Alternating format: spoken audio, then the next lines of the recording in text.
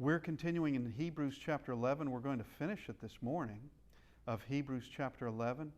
And just want to give a little story of perhaps the first time I ever taught Hebrews 11, which was a long time ago. And I said something then that I've never said again because, you'll understand in a second. Not that I didn't see anything wrong with what I said. I still don't see anything wrong with what I said. It's just that someone didn't like it. But I was teaching Hebrews chapter 11. I said, here are people in Hebrews chapter 11 that'll put you to shame. That's what I said. Because of the faith that they had and the things that they endured. And for the vast majority of us, we never have to go through that sort of trial. And for most of the righteous through history, they never had to go through these kinds of trials. Not everybody had to. While Moses, and we can look at even those in this chapter, while Moses had his trials, there's no doubt about that, he wasn't stoned to death, okay, and nor was he sawn in two, nor was he hunted down. I mean, he had to go into exile and stayed in exile for 40 years. That is true.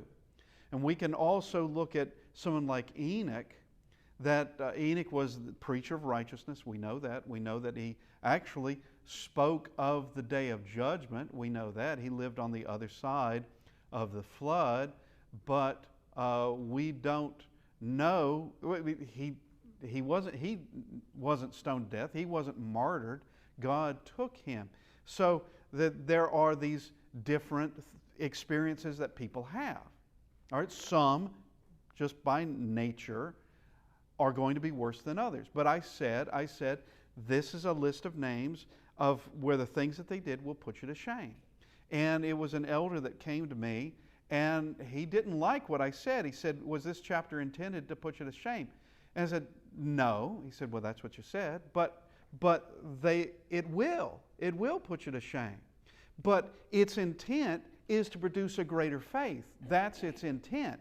And even for the people that this writer is talking to, is discussing the fact that while they have been persecuted, they have not yet seen bloodshed. They've not yet seen it.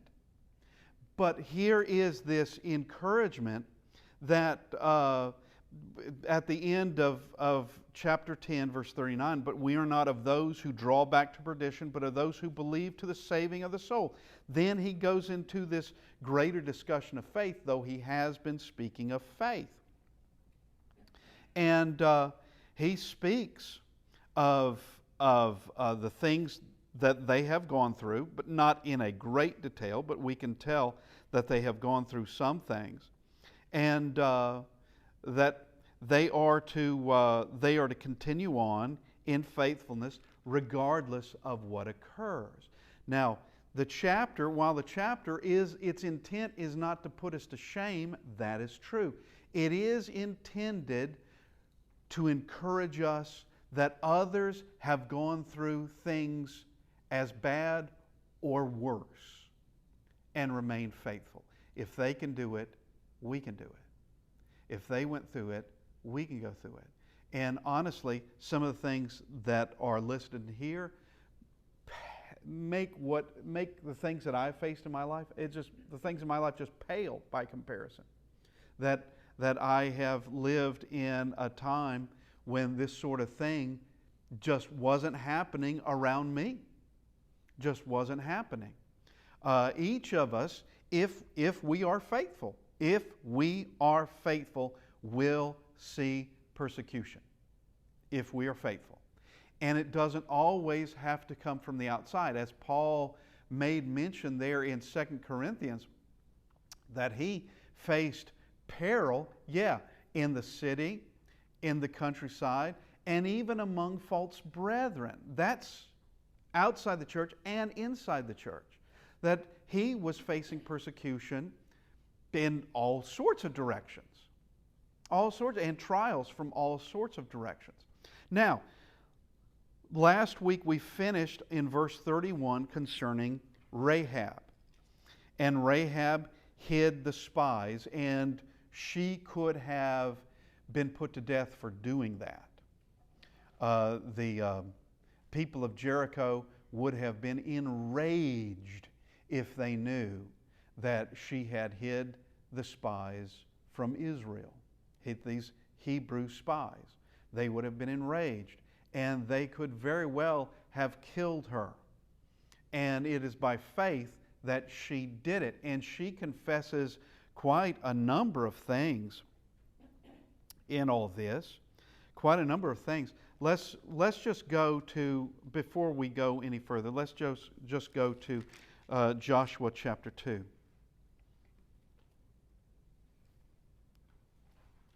And we just begin in verse 1. So Joshua chapter 2, beginning in verse 1.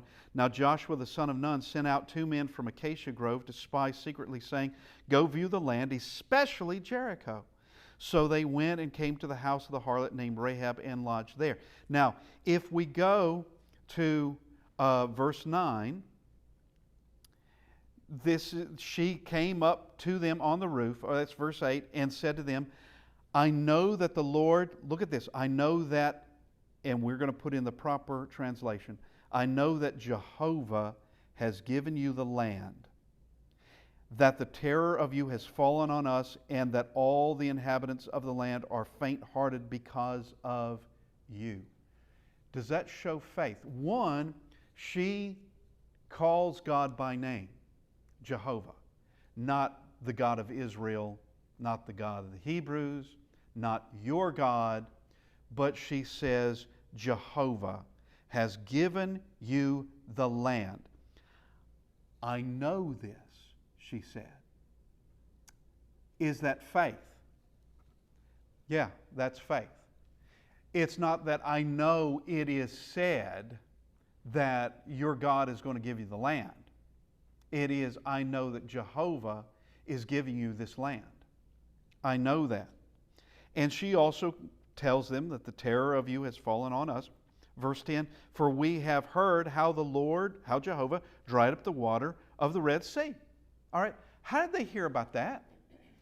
That would have been news that would have been spread.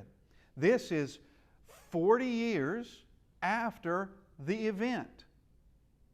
It is possible, though I don't know, it is possible Rahab wasn't even born when that happened. It is very possible she wasn't even born then. Now, I can't prove that. But 40 years, that's 40 years earlier, that's what happened. And she is able to recite it. She knows it happened. When you came up out of Egypt, and what you did to the 2 kings of the Amorites who were on the other side of the Jordan, Sihon and Og, whom you utterly destroyed. And as soon as we heard these things, our hearts melted, neither did there remain any more courage in anyone because of you. For the Lord your God, Jehovah your God, He is God in heaven above and on earth beneath. She's not evoking any other name. She's not giving credit to any other name. Does she have faith? Yeah. And this is why she's doing it. This is why she's doing it. Now, we're going to make mention of this. We talked about this briefly last week, but only in kind of a discussion after the class. And I think it needs to be brought up now while everything is continuing. You know, we can share this with others. Did Rahab lie? Yeah, in fact, she did. Not in what we've just read. No, she did lie about to those hunting for the spies. What happened to them? She said, they left here. They went out the gate. Okay. She lied. She spared her life and their life, presumably, by that lie. Does that make the lie justified? And the answer is, there is no justification for lying. Is she still counted as being faithful? Yes, because she did have faith to hide them. It's not by faith that she lied about them. It's by faith that she protected them and did what she could to protect them. But and we come down to this term again, there is no necessary evil. She did not have to lie to save them or even to save herself. Why would that be? One, now they may have died. They may have died, and she may have died with them. But what would that have meant? That would have meant that God would call them home, is what that would have meant. And here is something we've discussed before. It is better to die today, righteous, than to, we'll just use the word lie, than to lie today to live for tomorrow. Okay? It is better to die today righteous than sin today to live for tomorrow. It is better. There's no such thing as a necessary evil ever. Abraham also lied. Isaac also lied. Does that justify any lie? Just because they did it? No, it doesn't. Who is called the father of lies? Satan. Satan is. All right? Well, that should give us a perspective of what God thinks about lying. That should give us perspective. Now, did she protect them, hide them? Yes, she did. In the process of doing that, did she save her own self and those with her? Yes, she did.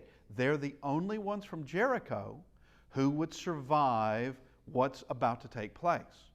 They're the only ones that would survive. But is she remembered for her clever lie? Is that where her faith was? No, it wasn't.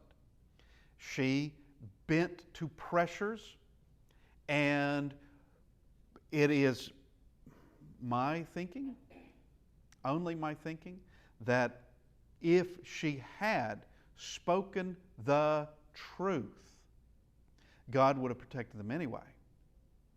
But there's also a thing of, okay, we'll just do this, and I know we're getting into lessons of ethics. Lessons of ethics. And which is not really where we are. It's on faith. But it's the whole thing of, all right, if someone broke into your house, and let's say you have a grandchild somewhere else in the house, and the person who broke into your house tells you, is anybody in this house, tell me the truth or I'm going to kill you. Is anybody else in this house? What do you do? Well, first off, you don't have to tell them anything. What gives you the authority to ask any question of me at all just because you have a gun? All right? You don't have to tell them anything. You don't have to tell them yes or no. But telling them no while it might protect a child in the house is in fact a lie. And lies, no matter what, are not justified. They're not justified. But you don't have to tell that person anything. You don't have to go along with that game. You don't have to, I mean, if you're here to kill me, just go ahead and do it. I mean, that's what you intend on doing because you came armed. You came armed to kill, so just go ahead and let that be that. But coming back to this of concerning Rahab, that Rahab is not justified because of her lie, nor is her lie going to be seen as an act of righteousness. It's not. It is that she hid the spies. That was an act of righteousness. Now, let's go back to Hebrews chapter 11, and we now go to verse 32. Now, verse 32, we are given names. We're given 6 names in verse 32.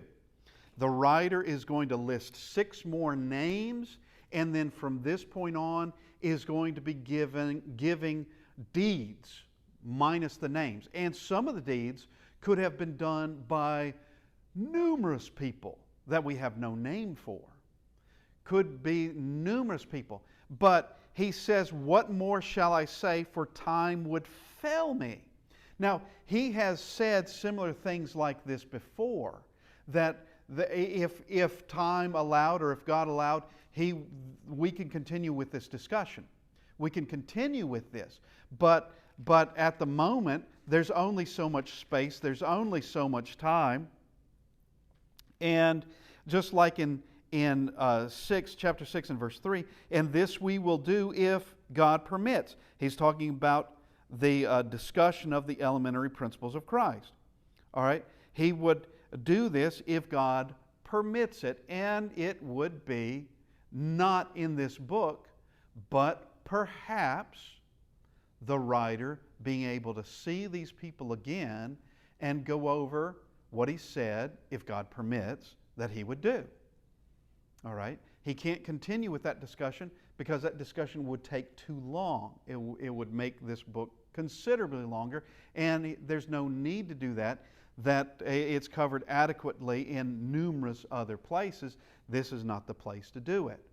Now, he is saying time would fail me to do an extensive, or as we might say, an exhaustive look at all the righteous and what they did. It would be exhaustive, even if it were only those we have names for throughout the Old Testament. It would take too long to do it, much too long. And there would be obviously people that we don't have their name for. We don't know anything that they did.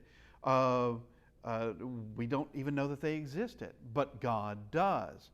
Anyway, here in verse 32, he's going to list 6 names. What more shall I say? For the time would fail me to tell of Gideon. So all we have is just the name, Gideon. Do we know who that was? Yes. Do we know what he did? Yes. Just go back to the book of Judges, Judges 6 through 8. And we have the acts of Gideon. We know that. And Barak, who is he? Judges chapter 4. We know what he did. Samson, Judges chapter 13 to 16. We know what he did.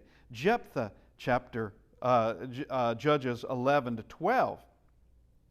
We know what he did. Now those are judges. Now he goes to and of David. All right, that's a longer stretch of Scripture in that one because we get far more detail of the life of his reign, going from, well, with him being a child before becoming king, from 1 Samuel 16 going to 1 Kings 2, and his death in 1 Kings 2. All right, and a 40-year reign. There were things that the Bible is going to bring out during that reign. Now, he then goes to and Samuel. All right, and so the life of Samuel goes from 1 Samuel 1, verse 20, to 1 Samuel 25, verse 1. Okay, and he is regarded as the last judge. Though he's not in the book of Judges, he is a judge until there is a king. That would be King Saul. Now, then it's and the prophets. So we don't get names of those prophets. We know some of them, and we even have books that they wrote. Not every prophet was a writing prophet. Elijah, Elisha were not writing prophets. Micaiah was not a writing prophet. Others, like Jeremiah, was a writing prophet because God called him to write a book. Moses was a writing prophet, same thing. Now, let's read verse 32 straight through. And what more shall I say? For the time would fail me to tell of Gideon and Barak and Samson and Jephthah, also of David and Samuel and the prophets. Now, just this listing of names, boom, boom, boom, boom, six names, and the prophets is like, here is a point being just hammered home again and again and again. And we will also make this point, if you don't know your Old Testament, this is meaningless. This is meaningless. Who is Gideon? Who's Jephthah? Who's Samson? Who's David? Who's Samuel? Who's Barak? Who are these people? You don't know. But the New Testament is constantly quoting, referencing Old Testament things. Constantly doing that. Jesus does that. And the book of Hebrews does it a lot. Not exclusively, by no means, but it's doing it a lot. And here is one of, matter of fact, chapter 11. If you were to take out every reference from every Old Testament reference from Hebrews chapter 11, you would have extremely little of this chapter. Just about 4 verses maybe is all you would have left of this chapter. And you wouldn't gain much of anything from what it does provide. From what it does provide is far greater than if you had, for some reason, taken out the Old Testament references. Now, we come to these words. We get at verse 33 now, and we're coming into this section of the unnamed. These are deeds without the names attached to them, and with some of these actions, we can know, okay, I know who did that, and I know who did that, but with others, it's like it would be of, yeah, I know several who did that, and I know several others who did these other things. So we come to this, verse 33, who through faith subdued kingdoms. Well, I know some who would have done that. Joshua did that. David did that. Isaiah also is in Hezekiah's day. Also did that in 1 Kings chapter 19, when 185,000 Assyrian soldiers died overnight. All right, is that subduing a kingdom? Yeah, it was. It was subduing a kingdom. And that king would never come back. All right? And that's when you wake up to discover the city isn't really under siege anymore, is it? It's the outside of Jerusalem is now just littered with thousands of Assyrian bodies that died, of men that died overnight. But here we have these things that could be applied to numerous people. Worked righteousness. That's the next one. Well, they all worked righteousness. If you are righteous, you worked righteousness, which that word work is to some in the religious world, it's a word they don't even want in the gospel. They don't even want in the gospel. That one doesn't work righteousness. That's just somehow you are. All right, somehow you are. You really didn't do any kind of work whatsoever. Somehow you are righteous. That would be Calvinism in its many facets. That would be those that are teaching faith only or grace only, and that there's nothing that you can do to really make yourself right before God. You just are, or you are not. Okay? And if there is anything that you did to make yourself right before God, then that's a work. Now let me just put it into context. All right? To do something to make yourself right before God means following the will of God. It's not by my own works that I have done this, apart from the will of God, my own works that I went and I fed someone today who didn't have any food. All right? Is that a good thing that I did? Yes. But does that in and of itself put you into heaven? The answer to that is no. No, that in and of itself does not put you into heaven. Is it a good act? Yeah, nobody would deny that. But it takes works of righteousness, and let's let God define what righteousness happens to be. Let Him define it. But it says they worked righteousness. By faith, understand, this is all about faith. By faith, they worked righteousness. And this would be, some of these would be like the sons of the prophets, but everyone who's righteous does works of righteousness. They obtained promises. Abraham obtained a promise. Hezekiah obtained a promise. Numerous ones obtained promises. They stopped the mouths of lions. Well, Daniel chapter 6, that's Daniel himself was there. Are there some other event that this may have happened? Now, I know that Samson killed a lion. I know that. Could that be in this? I suppose so. I suppose so. And could there be something beyond what we have been given in the biblical text? Something that we have not been given, of where someone else was in a similar situation like David or like Samson, and they stopped the mouths of lions. Perhaps so. I mean, I don't know. Perhaps. But we have it as truth that this did happen. This did happen. Okay. So, through faith, subdued kingdoms, worked righteousness, obtained promises, stopped the mouths of lions. Verse 34, quenched the violence of fire. Well, my first thought is Daniel chapter 3. You have 3 Hebrew men, Shadrach, Meshach, and Abednego, who are thrown into the furnace that has been made extraordinarily hot because of the rage of the king.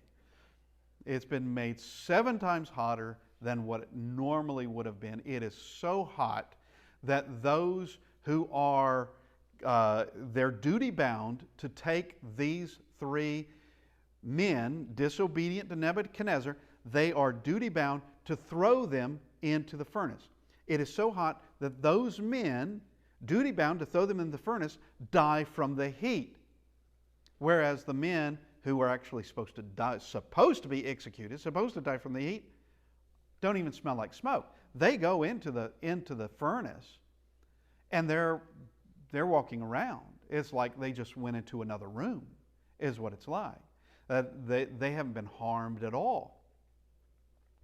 And here they've quenched the violence of fire, Daniel 3, escaped the edge of the sword. Well, there would be numerous ones that we could discuss on that, but Ebed-Melech, the Ethiopian from Jeremiah 39, is a very good example.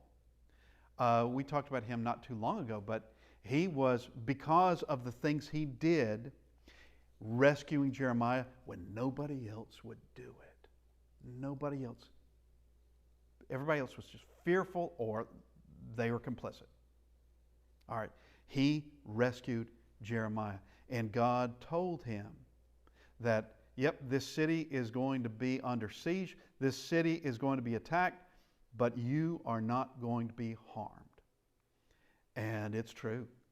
It's true. As we may have mentioned a few weeks ago, that when the Babylonians come, it is as though, I'm not saying that he was, but it's as though he was invisible to them, or it was as though they didn't care anything about him. Anything. Which is a good thing, because they just ignored him. However it happened, he's not harmed on that day when so many others were killed. He's not harmed. But he, of course, escaped the edge of the sword, is not the only one who would have escaped the edge of the sword through history. He's not the only one that among the righteous who escaped the edge of the sword. And we're coming to a group that they didn't escape the edge of the sword.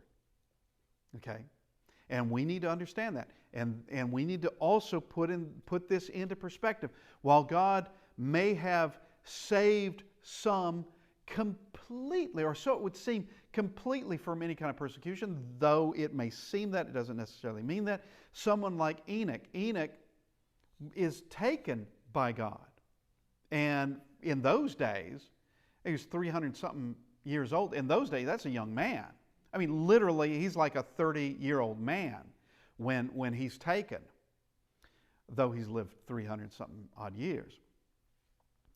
But you have others such as Daniel, and others such as Jeremiah, and others such as Elijah, who they've had significant physical pain, but spared.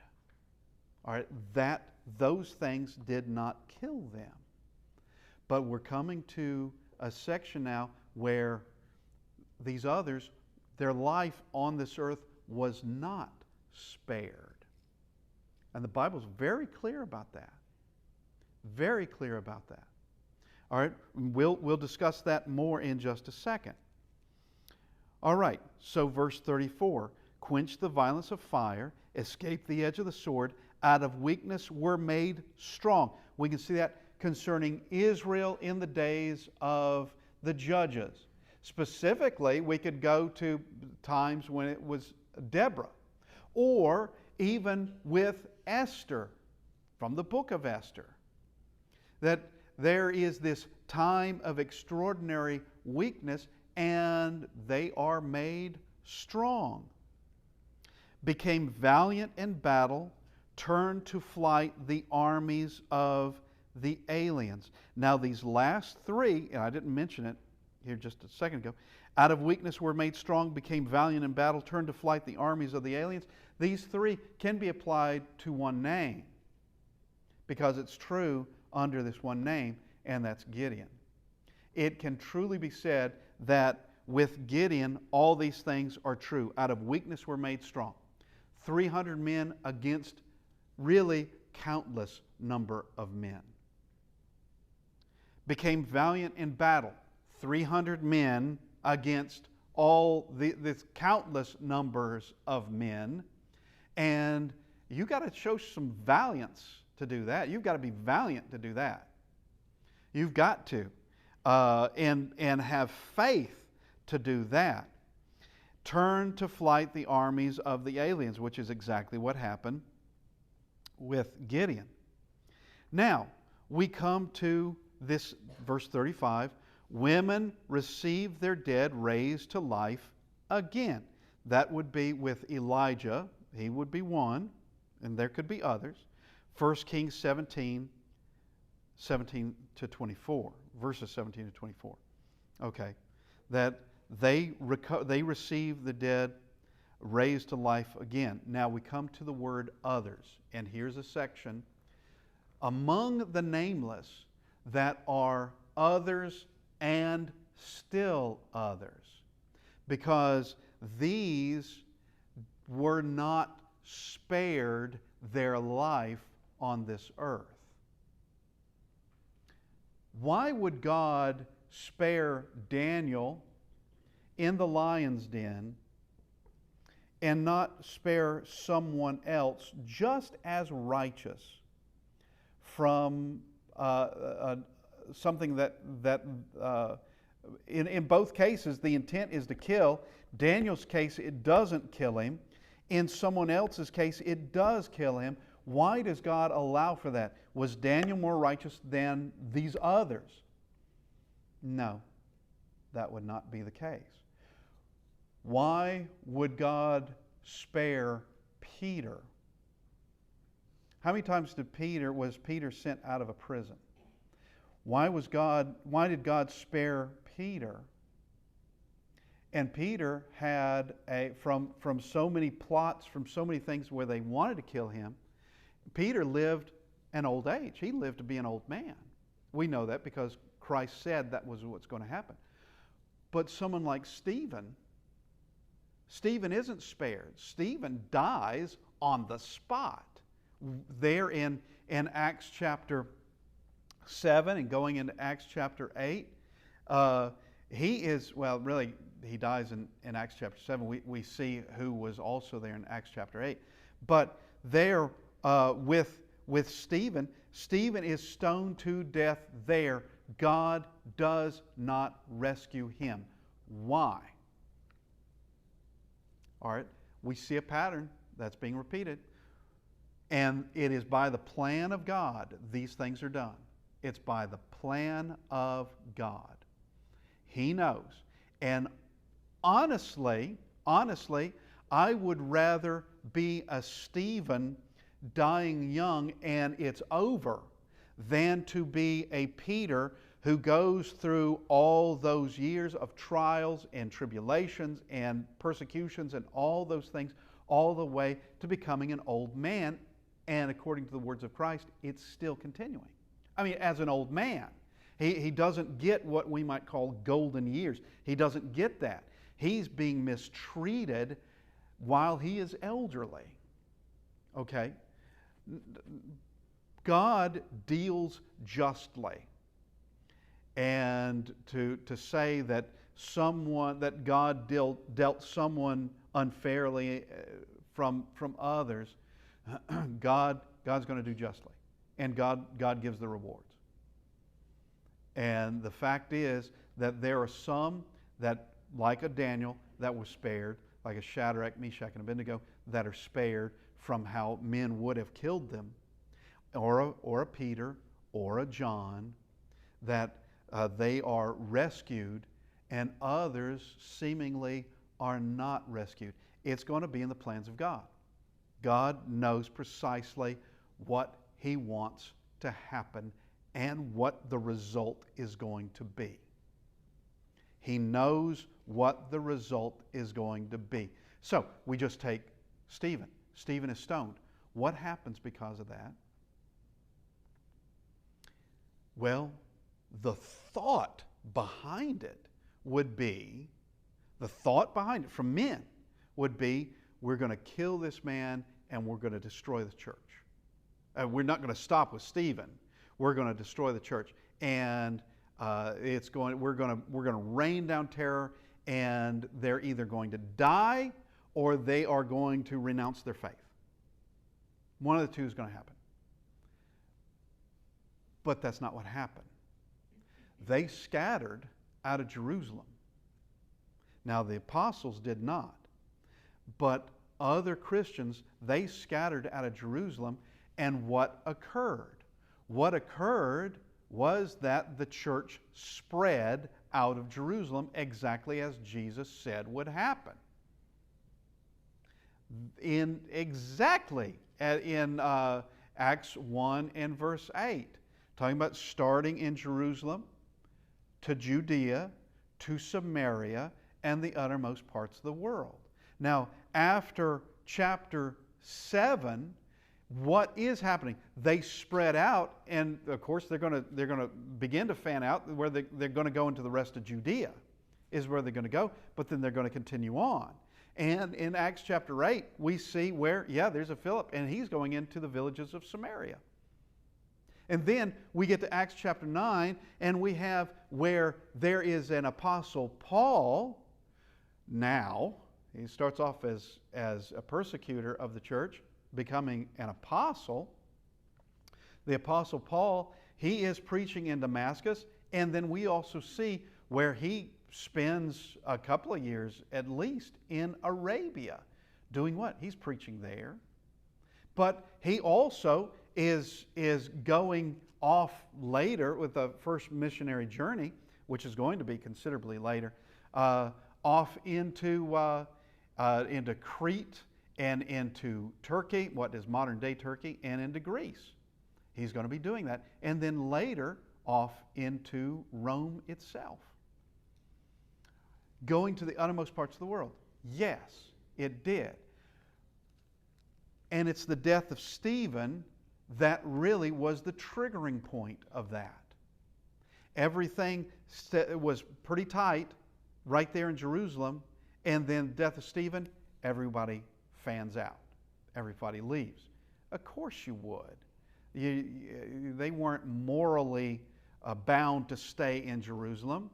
For the sake of their lives, they fled, but they took the church with them. That's what they did. Now, others, verse 35, continuing, others were tortured, not accepting deliverance. What does that mean, not accepting deliverance? That means they were going to die, what does it mean that they would have accepted deliverance? They wouldn't denounce their faith. They could have, just like with Shadrach, Meshach, and Abednego, Nebuchadnezzar gave them a command that when you hear the music from his little symphony over here, his little band over here, you're to bow down to the image that he has created. They refused to do it. It's reported Nebuchadnezzar, you've got 3 Hebrews that they refuse to do this. He gives them the next opportunity. All right, I'm going to kill you, but you bow down to this image, it's all forgotten. Bow down to this image. And I love their response. We don't need to answer you in this.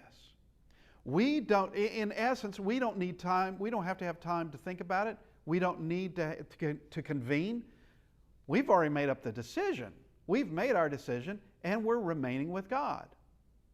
We are not going to bow down to your idol, no matter how impressive, how beautiful it may be. Not going to do it whatsoever. Now, here are these others. They're tortured. They could have denounced their faith and escaped the torture, escaped their death. But they didn't. That they may obtain a better resurrection. Well, what does that mean? If they had denounced their faith, well, the resurrection isn't exactly what they'd be looking for. If they denounced their faith, if they left God, then they have left their own salvation. They've left righteousness. They've left everything. And the judgment day is not what they would be looking for whatsoever. And in places such as Revelation chapter 21, verse 15, and anyone not found written in the book of life was cast into the lake of fire. Everyone was judged. There, you've got a judgment scene that is there. Books are open. You've got the book of life that is there. And everyone was judged according to their works. And you have in the book of Revelation repeated a lesson. Remain faithful until death. Remain faithful. And here we have those who were. We're not given their names. Others were tortured, not accepting deliverance. Still others had trials of mockings, scourgings, yes, of chains and imprisonment. Here, these others and still others. These are not spared. They're not rescued in this life. They died here. They died, or they suffered these things and they weren't spared from them.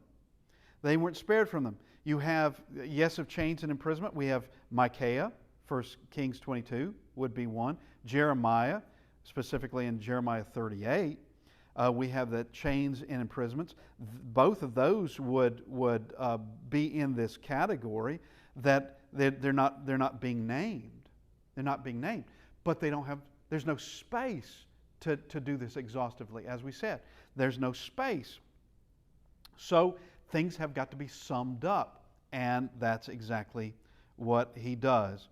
And now we've come to the end of our time this morning, and we will continue in this section of what the Hebrews writer, actually the Holy Spirit, said that the world is not worthy of these people. The world is not worthy because the world set itself, and I'm talking about the ungodly, the wicked, set themselves to destroy the good people, to destroy the people who were actually good, the ones that would actually make for a good society, make for the best of neighbors, bring out the best if they are emulated, if they're imitated, if they're followed, would make the best sort of examples if people would do it. But the wicked want to exterminate them. And we see in this section whether there was the attempt and there was also the success with some. with some. But the church continues, and there will be righteous in every generation. Appreciate everyone being with us this morning, and hope to see everyone next week. Thank you very much.